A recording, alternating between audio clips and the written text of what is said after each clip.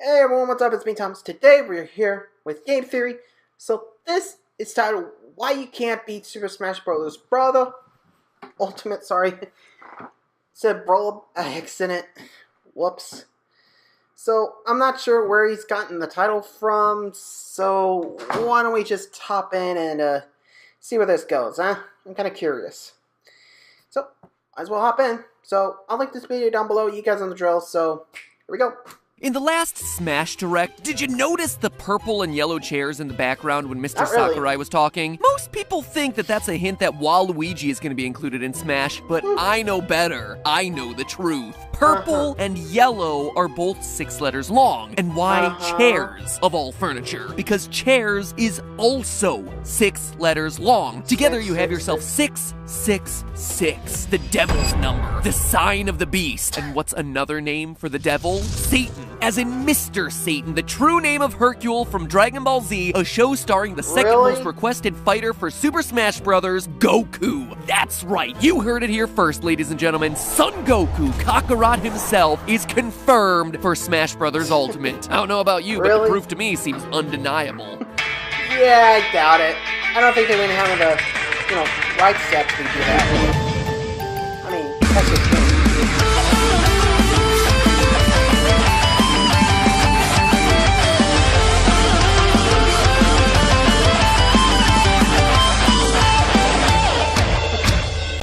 Internet. Hey, Matt, Welcome to Game Theory, where true theorists only use deep lore, math, and no items. Of the many amazing games that have come out for the Switch, none have been as hotly anticipated as Vroom in the Night Sky, where witches fly around on motorcycle brooms in the night sky. Very slowly. So slowly. 10 out of 10 with Vroom again! But if there's a second game that people are excited to be on this console, well, it would be the latest installment of Super Smash Bros. So while we all twiddle our thumbs waiting for Sakurai's latest masterpiece to arrive on December 7th, can you all do me a favor? I have a short 5 or so question survey linked in the description about what you watch or what you create on YouTube, and specifically about what characters in Smash you like to play as. So if you'd like to help me out with a future game theory on the psychology of Smash players, take literally a minute to fill it out. I'm not asking you to take a full-on Myers-Briggs personality test this time. This is all for an episode that's gonna happen next month. Thank you so much for your help. And while you're busy doing that, keep listening, since for today's episode, I decided to look into how many possible versions of Smash there actually are. 6. Thank you, ladies and gentlemen. This has been Game Theory. You've been a great audience. Make sure you don't drink and drive. Have a great night. Funny.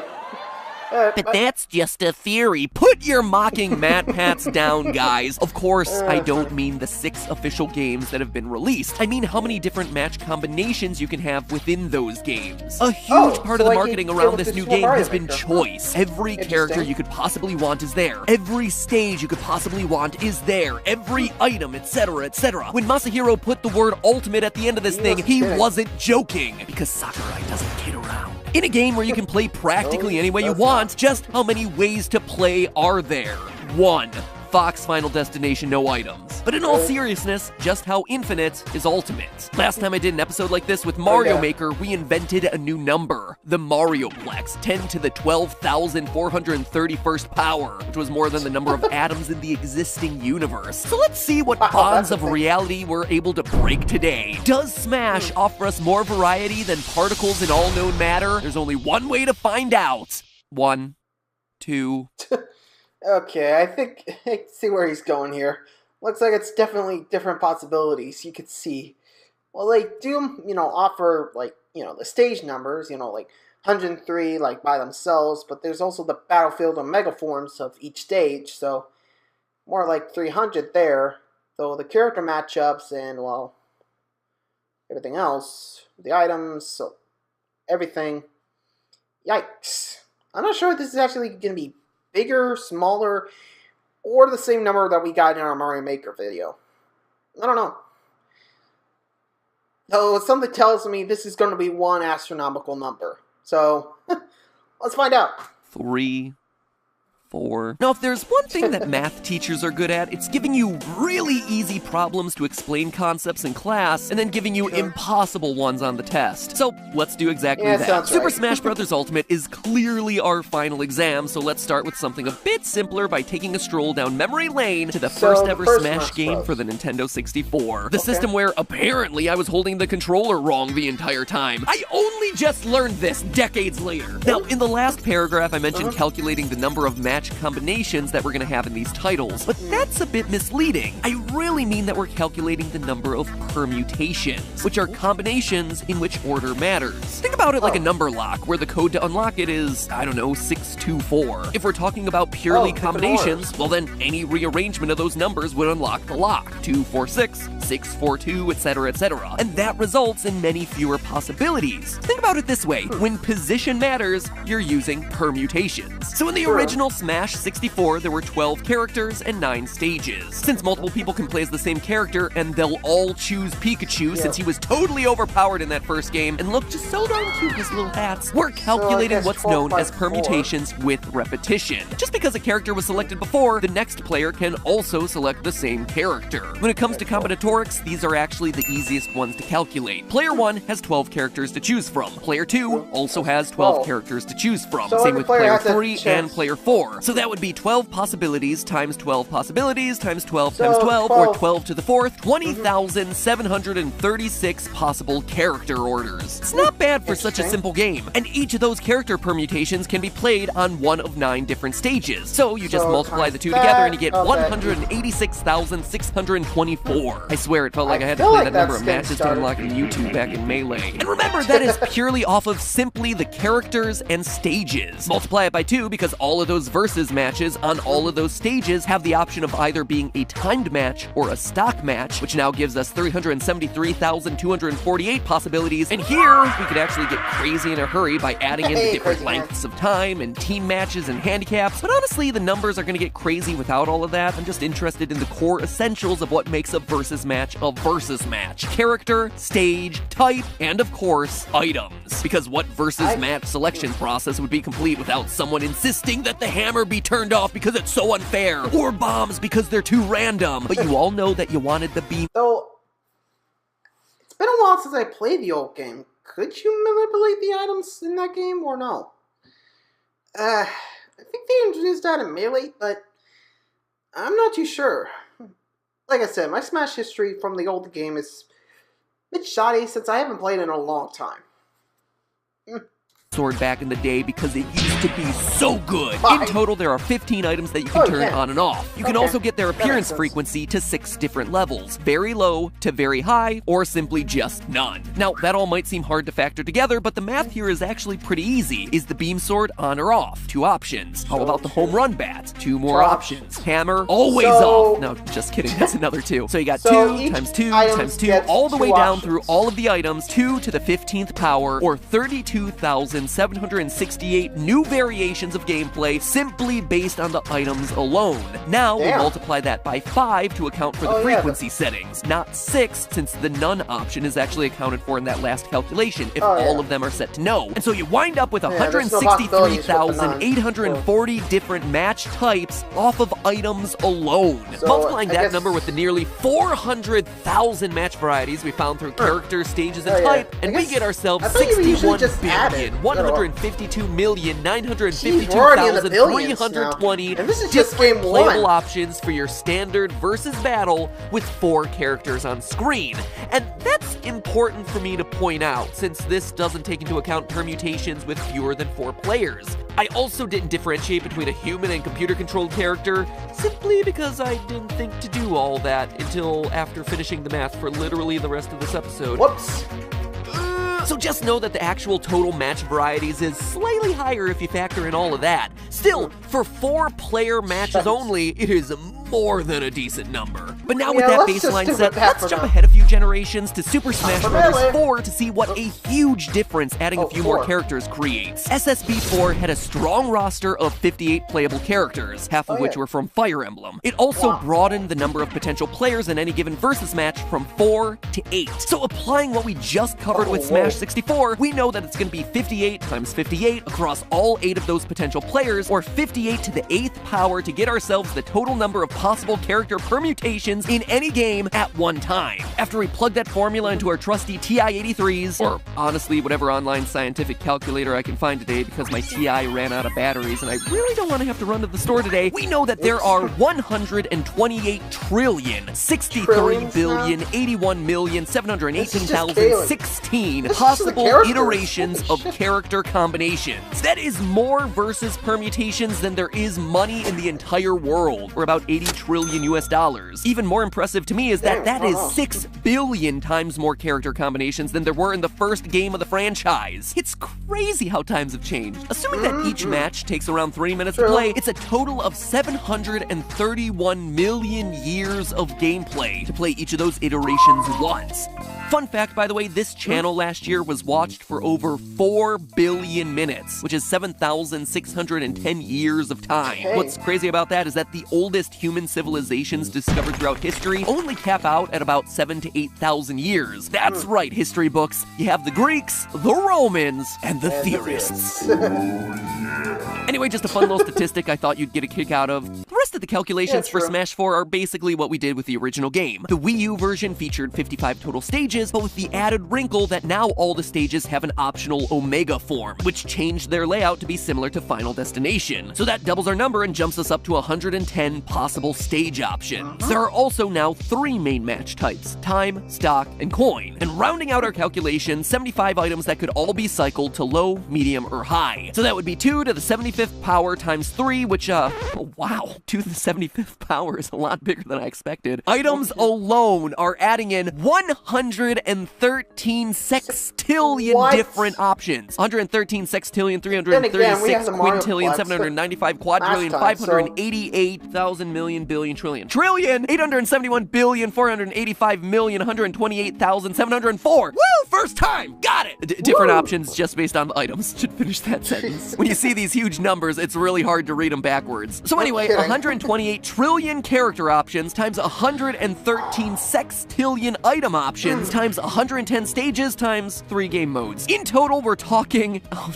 jeez, just put it up on the screen if you could even fit it. No, you shrunk it too small. Here, just wrap it around the screen a bit. Yeah, make it a curve. Make it curve around the screen. Okay, there you go. Oh, God, what even is this number? Jeez, how many? 39 total places. Okay. Apparently, you get yourself 5 duodecillion total match permutations. Hey, let me put that in perspective. The most accurate estimations right now say that the human body contains 37 trillion cells. We'll multiply that by 130 septillion, and you've got yourself the number of basic versus matches in Super Smash Bros. 4 Wii U.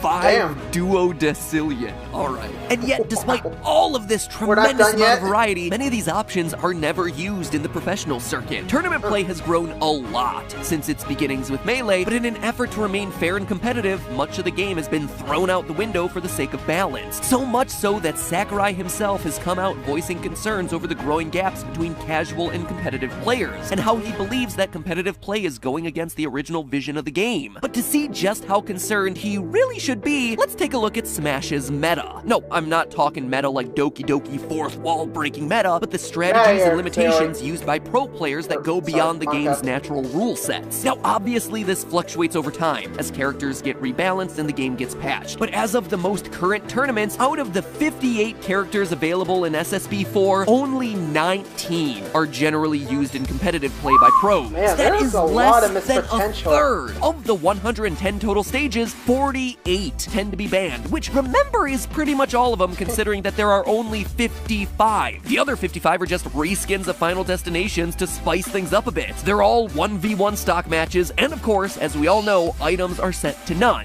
Or maybe Smash Balls? Maybe? If you ask really nicely. Pretty please. So plugging all those restrictions into our same calculations, we get 19 times 19 for the 1v1 match, times 110 minus 48 to account for the thrown out stages, times 1 for stock match, times 1 because you're not allowed to play with items, to get ourselves the grand total of competitive matches to be 200. Wow, it's actually less. It's actually far less than I was gearing up to say. I'm like, nope, it's not. It's 22,382. That is staggeringly low. That is, oh, jeez. Okay, I did this calculation, but now I gotta actually read the number. That is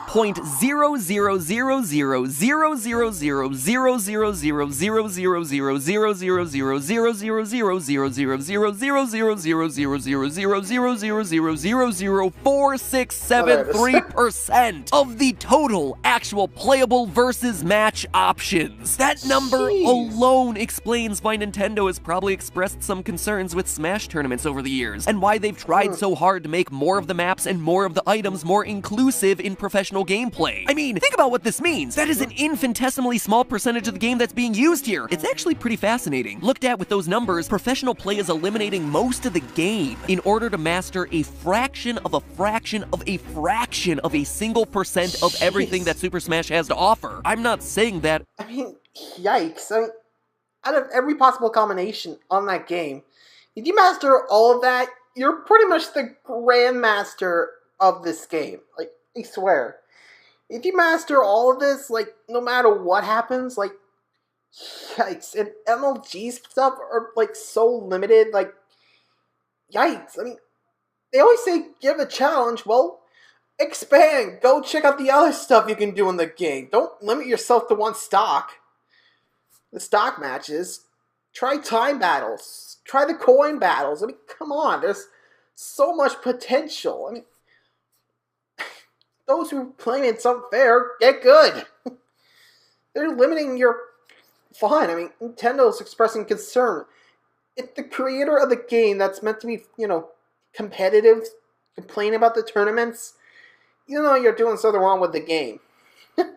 Judgment or anything. I'm just reporting statistics. I have no skin in this game. I don't care in the slightest. You play a game however you want to play a game. Is that a controversial view in 2018? Anyway, I just think it's interesting to consider whether top-tier players of this game are actually playing this game. And I totally get it. The hammer is a ridiculous item. Meta Knight was completely broken. Bombs appearing out of nowhere resulted in way too many unfair kills, and Pokemon Stadium's constant changes are disruptive to serious strategies. It just begs the question, can a game filled with randomness also be competitive? Randomness also affects speedruns too, but those are still considered professional, valid games. Anyway, the solution to me, since no one asked for my opinion, is to create separate categories that test separate skill sets. One that limits the gameplay down and tests pure mastery of control and strategy, like what already exists, and another bracket that opens up the door to more of the game's elements, randomness and all, which tests the ability to strategize, not just against your opponent, but also against the game itself, adapting on the fly. It's a thought. Heck, I just don't want Sakurai sad. He works so hard on these things. That poor guy's eyes are all red for us. Professional play aside, we've got ourselves one last set of calculations. The one that you've all been waiting for. The Big Daddy Super Smash Bros. Ultimate. As we're all very familiar with at this point, Ultimate has announced that, quote, everyone is here. Which means, as of me writing the script, there's an astounding 74 playable characters available, of which professional play will probably keep 5 as everyone else is going to be too unbalanced. However, as we all know, not everyone is there. One tall, cool, purple glass of water is missing from our new Smash roster. Those of us in the Cult of Wa have been pushing hard to get Waluigi added to the game, and because I'm an optimist, but more so because I simply like round numbers, I'm adding him into the roster, bringing playable characters to a nice round 75. That means that... I mean, Sakurai could always, add him as a DLC in the game. I'm not a Cult of Wa fan, like, my pet is... Hey, if he doesn't make it a regular, I mean, you can always surprise them by, making him like, what you did with Mewtwo on Smash 4. We never expected, Ryu, Cloud, Bayonetta, Mewtwo, Lucas, and Roy back, because you guys surprised us with the DLC. So, why not the same for Waluigi? Honestly, I have to say that out loud. That does make sense. And there's still more to release. we don't know who else is here, and we can't really confirm how many total characters are going to be in the game, either until A, the final direct, or B, well, until the DLC is done. You know? There's a lot. So who knows? There's still more. I guess we'll never know until the final Smash Direct, I guess. But let's see what we got so far. Character permutations alone, you're looking at just over 1 quadrillion possible matchups. 50 billion times where this franchise first started out at the N64. Ladies and gentlemen, we're not in Kansas anymore. There are also 103 announced stages for this iteration, but again, to better unite competitive and casual play, each of those stages not only has an Omega form, but also a battlefield form, meaning that they have all those little platforms that you just want to do an upward smash through. So that means 309 total stage options, but we are still not done. Ultimate apparently has the stage morph feature, where you select two stages and the game randomly flips between them to keep the fighters on their toes. Now, we all know that Smash players love to debate best characters and stages, but with this new feature, I think we're going to be able to create a level that all Smash fans will agree is the single worst stage idea ever, fusing 75M with Pac-Land. No, ban that! You hear that? Even before it's confirmed possible in the game, I already hear it pre-banned in competitive play. Anyway, this new feature adds in a whopping 95,172 possible stage options, bringing the grand total to 95,481, and technically there's still even more here because you can now turn on and off stage hazards, but since I don't know which stages will and won't have hazards, it's not really worth guessing because holy smash balls, you easily have over 100,000 stages to fight on. And finally, when it comes to items, 85 have been confirmed via a combination of the Smash Brothers website and from what we've been able to see from gameplay clips. And looking at the list of unconfirmed items, which includes the Home Run Bat and Superstars, I'd say that there's a good 15 to 20 that are also going to have a really good shot at being in there. So let's just say that there's going to be 100 items in total. Remember, that's 2 to the 100th power times 3 for the frequency settings, or 3.8 nonillion combos off of items. Nonillion. 9, it's up there. It's just egregiously huge. It's just an egregiously huge number. And of course, there'll be stock time and coin matches because why not? It doesn't matter. It's multiplying by 3. It's not going to make that huge of a difference. So anyway, we've got ourselves 1 quadrillion characters, including Waluigi, times 95,172 stages, times 3.802 nonillion item combinations, times 3 modes, for a grand total of...